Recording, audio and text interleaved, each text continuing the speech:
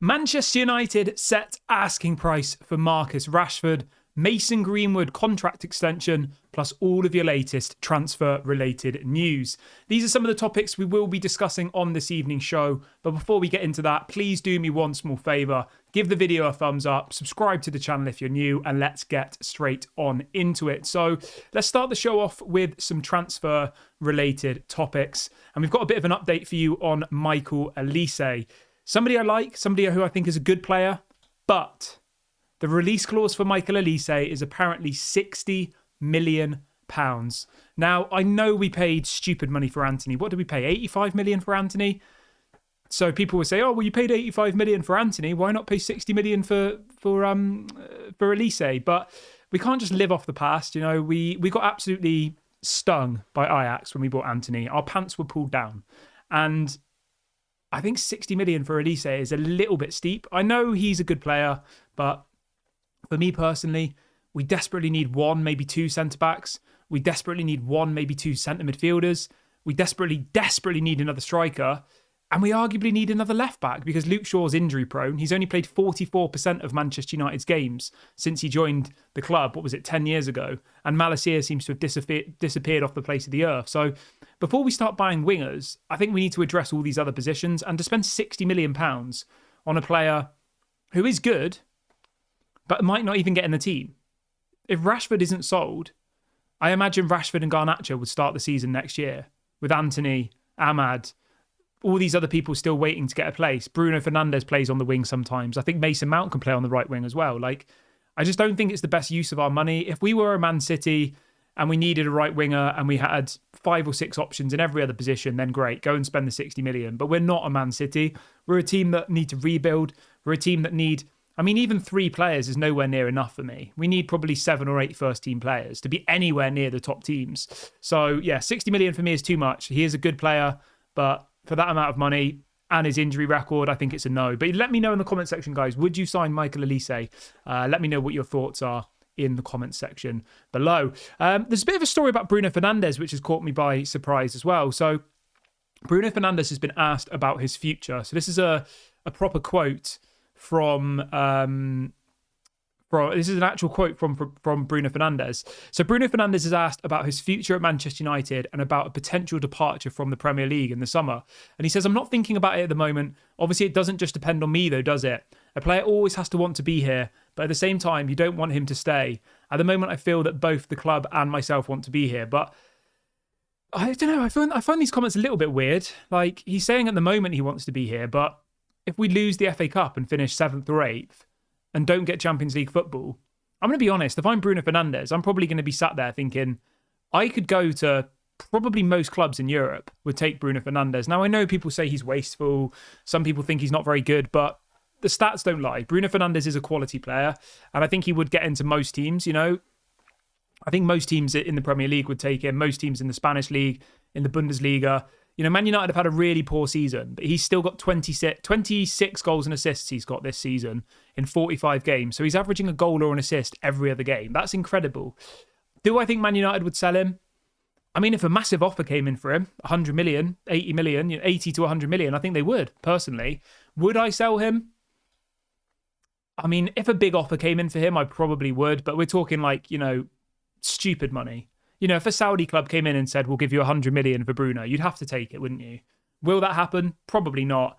And I imagine he'll probably be here next season. But it'd be interesting to see what other people think on this, because I know Bruno Fernandes does seem to frustrate Man United fans quite a lot with his wastefulness and, you know, his traits of constantly trying to play the Hollywood pass or trying to maybe make everything a little bit too complicated. Some people like simplicity, and I think that Bruno Fernandes is definitely a very flash player. He's a good player, of course. I really like him, but does he work in an Erik ten Hag possession-based team? Maybe not, but we'll have to wait and see.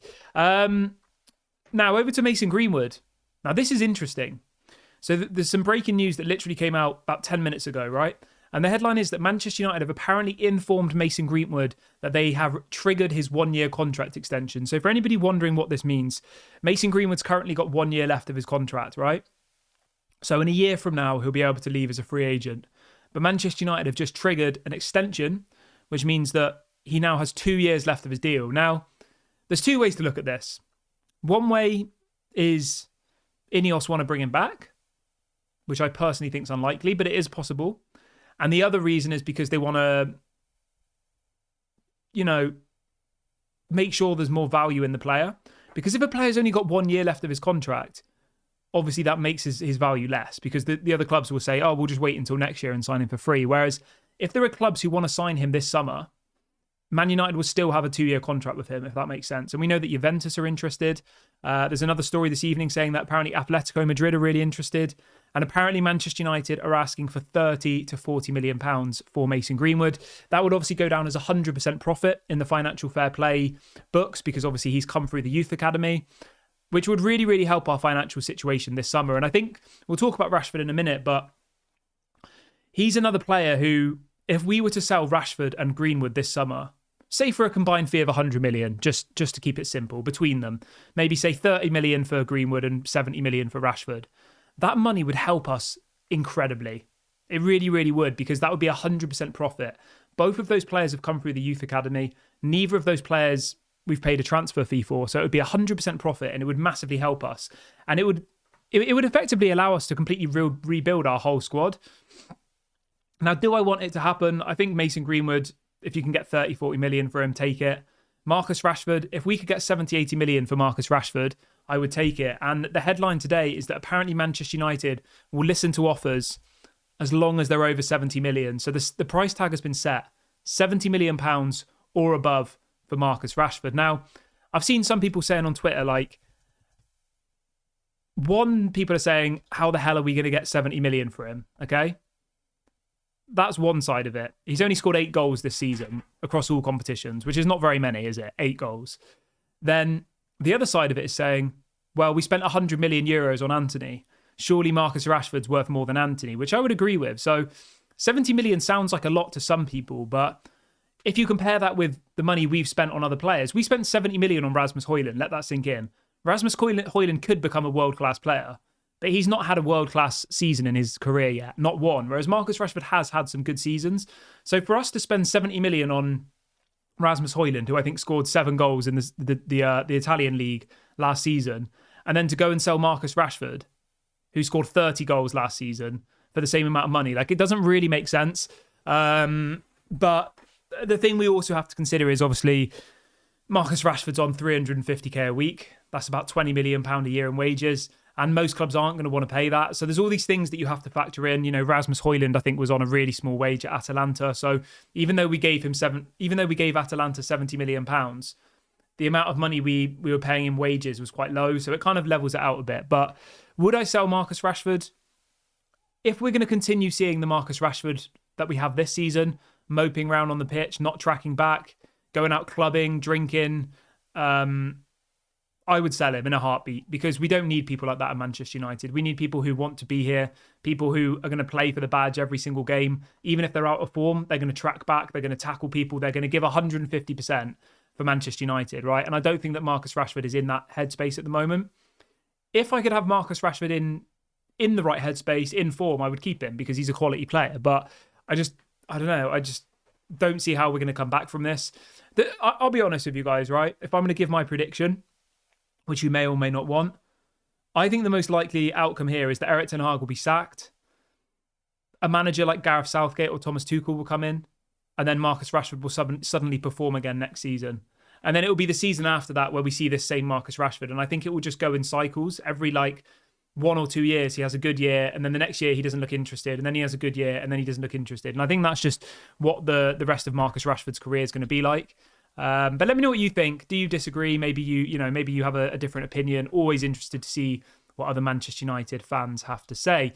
Moving over to the manager. The headline this evening is that Erik ten Hag is Ajax's number 1 manager choice by some distance. It says Ten Hag still has an apartment in Amsterdam, and his agent is best friends with Ajax's new chief executive, Alex Kroes. It says Kroes launched the agency that Erik ten Hag is represented by, the agency that represents Ten Hag, as well as employing his son Nigel as an analyst. So, I mean, it's all of the ties are already there. The new chief executive at Ajax was one of the founders of the management company that Erik ten Hag is represented by. And it also says that Erik ten Hag's son works for this same company as well. So I don't know. I wouldn't be surprised if Erik ten Hag goes back to Ajax, to be honest, because if we sack him and he's available, he's the obvious choice for Ajax. And the thing that Ajax have to look at it like is within 3 weeks we'll know what's going on, because we've got this FA Cup final, haven't we? I think it's the 25th of May. Yeah, 25th of May. So literally our last game of the season is it's 3 weeks on Saturday. So 3 weeks from now, we'll know where we finished in the table and we'll know whether we've won the FA Cup or not. And at that point, Erik ten Hag's future will be announced. So it's very, very soon. You know, if you're Ajax and you don't have a manager, you could wait 3 weeks and get Erik ten Hag for nothing. And maybe that will happen. I don't want that to happen. I want us to keep him, but we'll have to wait and see. It'll be interesting to see what you guys think, though, because every time I do a poll, it's different results. Let me know in the comments section, because I know there's so many people on the internet, you know, on Sky Sports, and they're saying that the whole of Old Trafford booed Erik ten Hag at full time against Burnley. I mean, I was watching it and I know people who went, and that wasn't the case. But the outside media, you know, have already painted this narrative that, you know, the United fans want him gone and get him out of my club. Like, they do that for clicks and they do that for reactions. But I want you to let me know, Erik ten Hag in or Erik ten Hag out. Let me know in the comment section. For me, it's Erik ten Hag in, but I'll be interested to see what you guys have to say. That wraps up today's show, guys. If you have enjoyed today's video, please consider leaving a like, comment, subscribe. This has been Daily Red Devil. I hope you all have a lovely evening or day wherever you are in the world. I'll be back at 11 a.m. tomorrow. Speak soon.